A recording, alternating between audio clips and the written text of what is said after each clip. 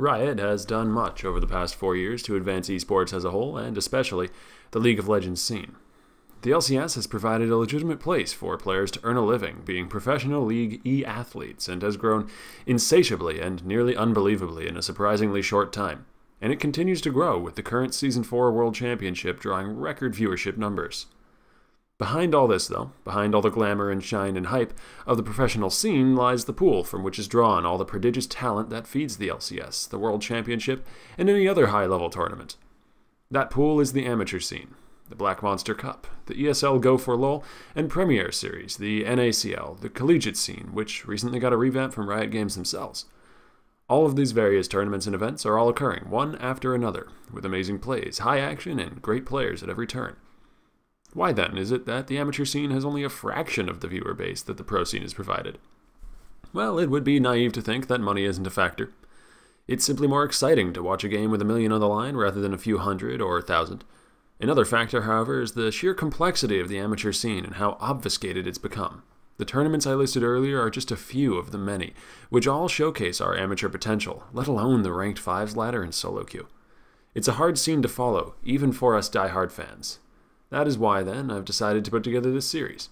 In it, I will be breaking down the paths of some of the lesser-known teams, telling you the stories of the faces behind the names, and introducing you to games, players, builds, and teams that you might never have found otherwise, just because this scene can be an ineffable maze.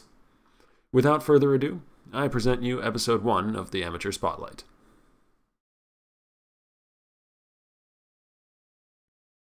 To start off, we will be delving into the past and present of a team that recently made it into the upcoming split for the North American LCS, Team 8. And don't worry, the intros for subsequent episodes will be far more concise. Some of you may immediately cry foul at me here, shouting that Team 8 does not fit into the format I just described. They're not a challenger team. This is true. Team 8, as of the Season 4 relegation tournaments, are in fact a professional team, holding a spot in the NALCS. But as such, they are in a perfect place for us to use their history as a lens, to better see the realities of the amateur and challenger scene that they just rose out of. I got in touch with some of the players from the team, and throughout the video, quotes from the interviews will be cropping up.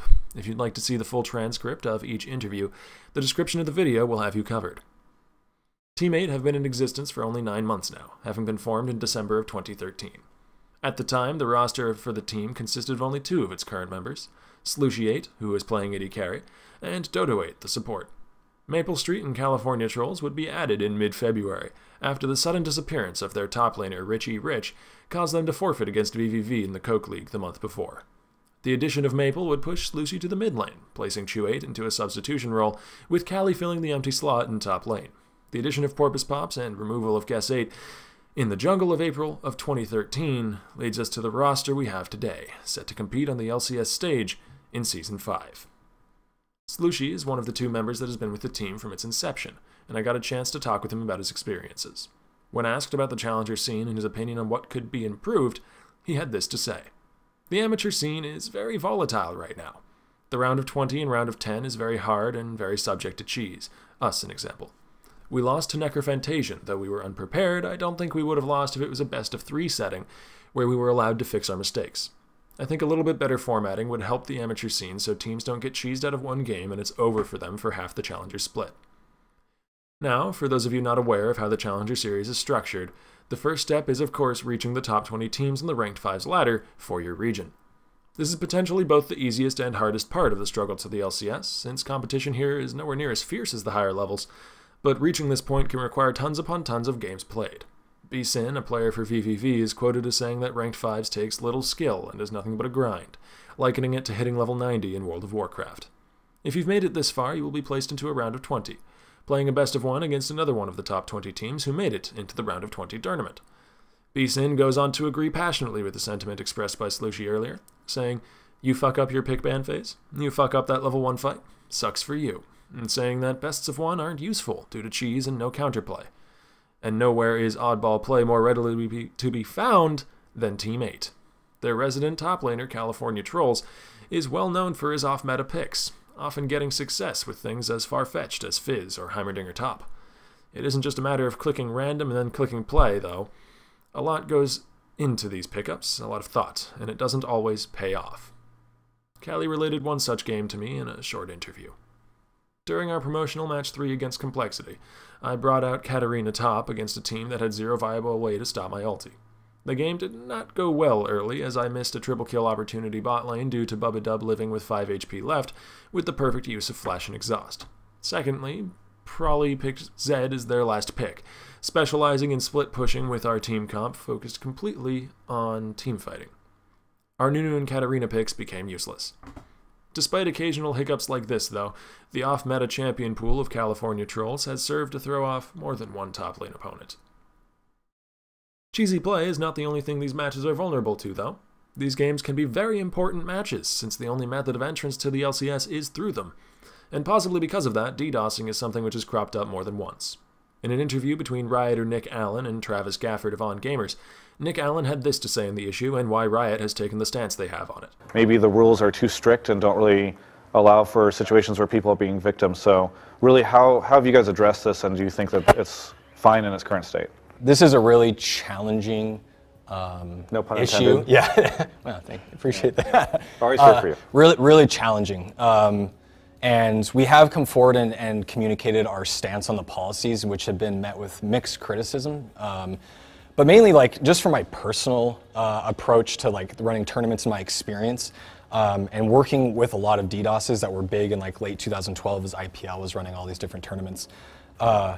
What we were seeing was we would run a match and it would get a DDoS, and so we would reschedule, and then we would run that match the next week, and then that match would get DDoSed, and so we would be rescheduling. So literally the tournament as a whole is getting bottlenecked by this match that can't be completed because of one player, multiple players getting DDoSed and attacked in this way. And despite all of our best efforts to educate and train in these matters, we couldn't guarantee that this wasn't going to happen. So in the end, we had to put the ownership and the responsibility on the player to defend themselves. If you'd like to see the rest of the interview for further elucidation, the link can be found in the resources document for this video.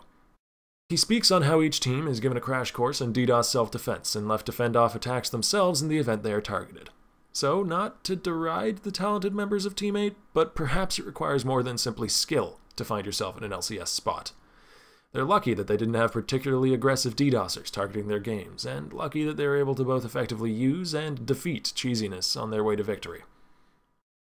I, for one, am a bit uncomfortable with exactly how much luck could potentially work its way into a team's victory or defeat. The fogginess of the challenger scene and the ease with which teams can simply fall into disarray is a bit disturbing and a little bit sloppy. Perhaps a more direct involvement from Riot Games could be helpful, as could a more concerned community. We are in a unique position to bolster the very roots of our passion.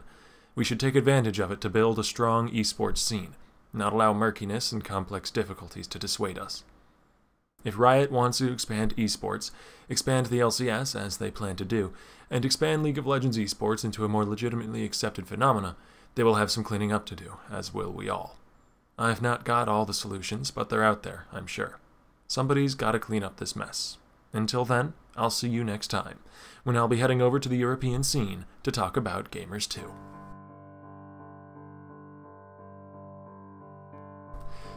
Hey there guys, Octavian here. If you liked that, be sure to tell me by clicking the button that has that word next to it.